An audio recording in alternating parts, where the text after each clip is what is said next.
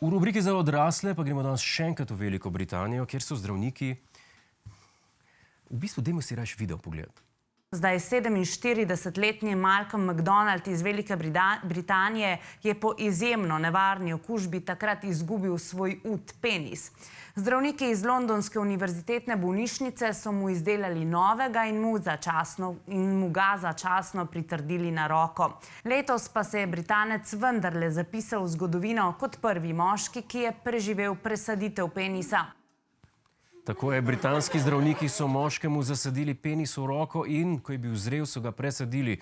S tem so dokazali, da znanost še ne more rešiti svetovne lakote, lahko pa uredi, da imamo vsaj nekaj za v usta. Možnosti, ki jih ta poseg omogoča, so neomejene, so pa vse povezane s penisi. S pravim denarjem si na roki lahko vzgojiš faluse različnih oblik, različnih velikosti, ter jih nato po mili volji menjavaš kot nastavke na faličnem mešalniku. Ali pa jih prodajaš manj obdarjenim moškim na penisbeju.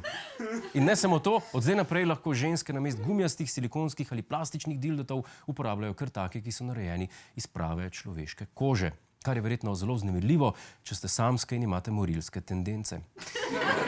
Svet je po novem lepši, ker vemo, da če nam jezna bivša odreže penis, ga v 4 do 6 letih lahko vzgojimo na roki, nato pa ga nam prišijejo nazaj, kot da ga ne bi nikoli izgubili.